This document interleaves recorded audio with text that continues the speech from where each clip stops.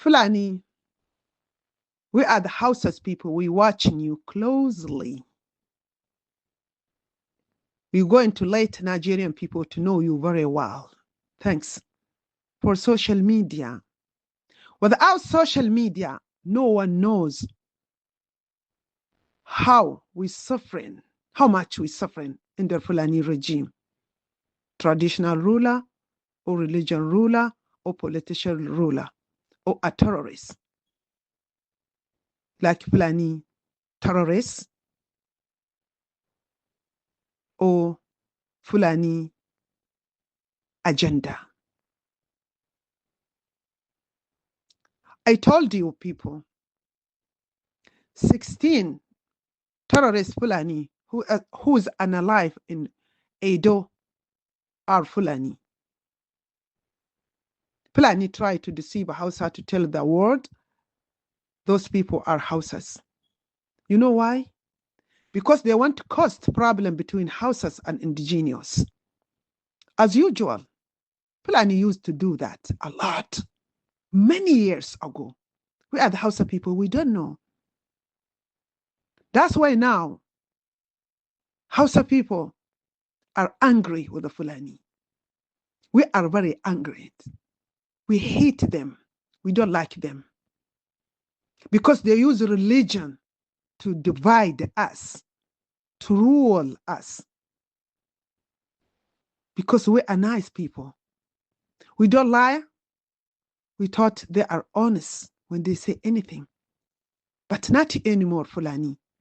Hausa people, look at them.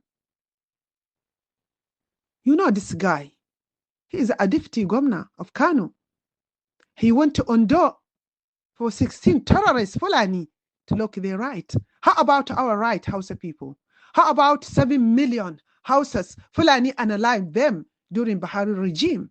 Hausas, we have to think about it. Hausa people, we have to think about it.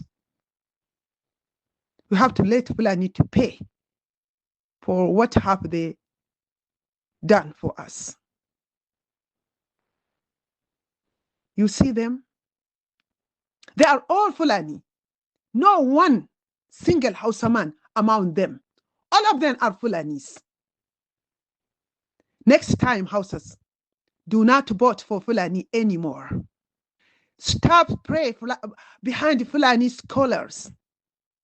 Stop respect Fulani traditional ruler. They are all Boko Haram leader. To be frankly with you, let me tell you something, Nigerian. Badar Abubakar, Minister of Defense, he is a terrorist. He is a terrorist.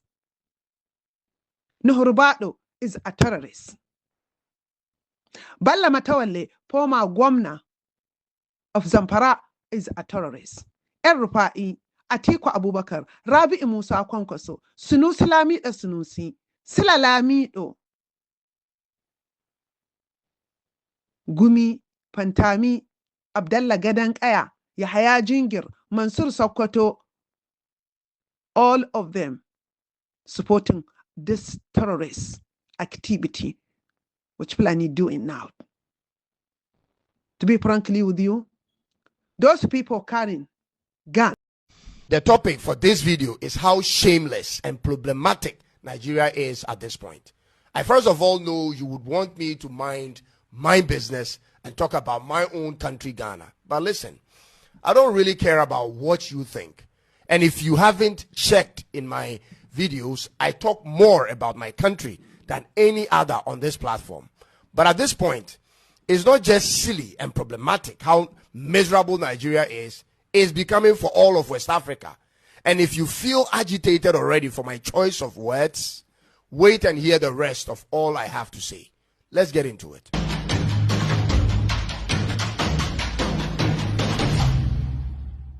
Nigeria's population is a national security threat to every neighboring and West African country. As of March this year, Nigeria's population is more than half the total population of West African countries. More than half. This means on any given day, the influx of Nigerian citizens to any West African country will easily swallow up the entire local population. This is why every country in West Africa needs to have a say in what goes on in Nigeria, on the backdrop of the fact that they like to travel, ladies and gentlemen. They like to move, and they are moving in numbers. Now, ladies and gentlemen, two major situations are making Nigeria look scary to the rest of Africa, especially the neighboring West African countries. And I said two major things. But first, let's put aside the lack of stable electricity and inflation for now. Those are regular problems everywhere that every country in Africa has to deal with. However, the two worrisome situations brewing in Nigeria, which threatens the sovereignty of other African countries, has to do with the religious extremism and poverty. Ladies and gentlemen, I need you to again hold back on the insults for now, and also put down your bias glasses and hear me out for a minute before you come in. Are you aware of the number of Islamist jihadist groups operational in Nigeria as of 2025? Let me give you the list, ladies and gentlemen. It started in the year 2000 with Boko Haram, whose aim is to establish an Islamic state in Nigeria. Then the first splinter group from Boko Haram, called Ansaru, was formed in 2012. After Ansaru came the next splinter group called Islamic State West Africa Province, aka ISWAP, which started in 2016. Darul Salam also came in from the Niger Delta, and then the multiple Fulani militant groups came in. Just when we thought these groups were too many to handle for one country, then we hear of a group originally from Mali and also operational in Niger moving in to Nigeria. They are called Lakurawa. The situation appears to get worse by the days, from one bad jihadist group to a worse group. Ladies and gentlemen, is Nigeria becoming, or already become, the main breeding ground for all terrorist groups in Africa? What's going on here? When other countries are thinking of ways to create conducive environment to entice foreign investment, Nigeria is rather enticing terror. Let me ask you this. What conditions are making the northern part of Nigeria so enticing to these groups in the first place? Because this is where almost all of them are situated. Every day I read the news in Nigeria, I get terrified. Every time. Because the spillover of these groups will directly enter all the nearby countries. These are countries in West Africa. This may include the splinter groups moving to other countries, or the citizens of Nigeria abandoning their own homeland for another. Ladies and gentlemen, this is a serious issue that needs immediate continental concern. Nigeria is a friend of Ghana. Nigeria is a part of ECOWAS. When they are moving into your country, we cannot turn them away. But when 1 million moves in at one time, what then becomes the fate of the host nation's security, sovereignty, and economy? And this can happen on any given day, ladies and gentlemen. And what actually terrifies me is this. I don't see any real political actions or steps taken by the leadership of the country to deal with the situation. You don't hear of the presidency talk about strategies. You don't hear of governors talk plans, and senators the same. Where are the marches, ladies and gentlemen, and the demonstrations on the streets to force the hand of the government to face it head on? Where are they? It's like the fate of the people in this country is in individuals' hands. Those with the resources may hire armed officers for their personal security, and those who don't have to live carefully and away from certain hotspots. Ladies and gentlemen, is this the best Nigeria can do in their own country? Day in, day out, all we hear is kidnapping, robbery on buses and even on trains, village killings, and so on. Is this ever going to change in Nigeria in the nearest possible time? Nigeria currently ranks 10 on every type of crime list in the world. Talk about cybercrime, organized crime, financial crimes, and extremism. You will find them on the top 10 list of all of them. What type of society are you building? On the criminality index on ocindex.net, You are sixth out of 193 countries, second out of African countries, and number one in West Africa. You are ranked 19th among the least peaceful countries in the world, and nothing shows it bothers you, especially they that hold power in the country. Omanaja, what's up? When you finally get the chance to vote for a president who may bring a difference to the country, you reject it. You vote the same type of leadership in every election, and the problems continues. Why won't you try change? Why can't the people try what Ghana did? You come out in your numbers. You create your own coalition centers. You protect the ballot boxes at all costs and ensure a free and fair elections for once in your lifetime. Because if you as a regular Nigerian don't like what's going on in your home country, you have to do something about it, ladies and gentlemen. That cannot be done by anyone else but yourselves, unless it benefits you. What's the ultimate goal here? When you have chosen democracy as your system of governance and it's only making life a living hell for the majority of the people, what is the plan, ladies and gentlemen? This is disturbing. Now, on to the second situation that is of equal concern as the first. This is about the level of poverty in Nigeria.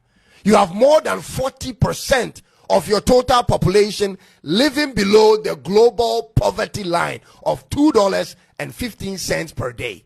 That's more than 100 million people, ladies and gentlemen. That's a national security crisis. To have more than 100 million people who don't spend up to 3,300 naira in a day is problematic for the state's economy and for the people themselves.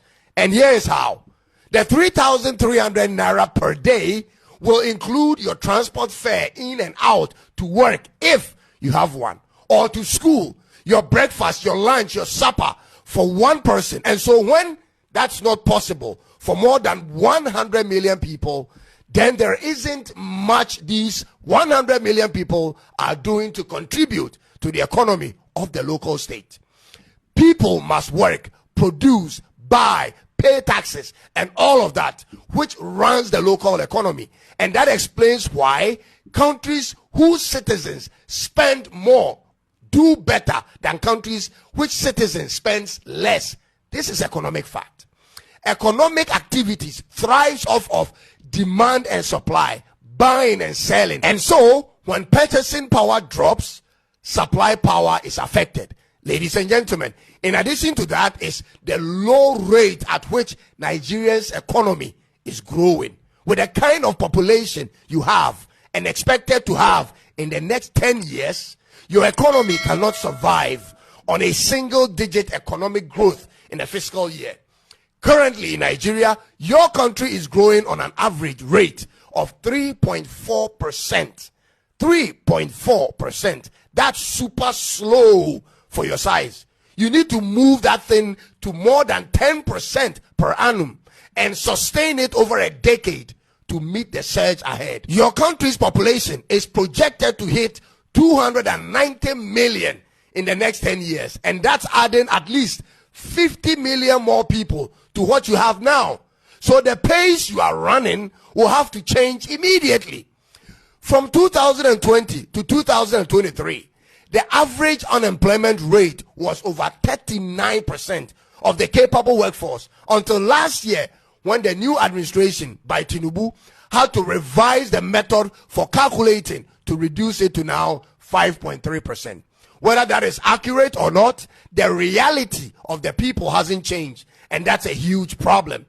Ghana and every other country for that matter have our own problems to deal with, but at least not with the numbers Nigeria comes with. The very fact that these two situations I've just described has a direct impact on all neighboring countries is what has triggered me to do this video, because the rise and success of Nigeria is in the interest of all African countries.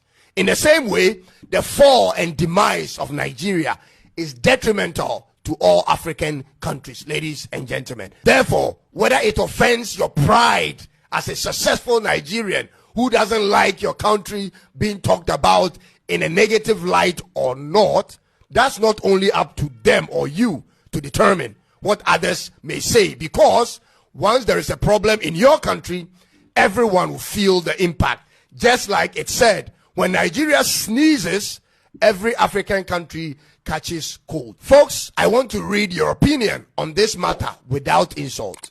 So let's hear from you.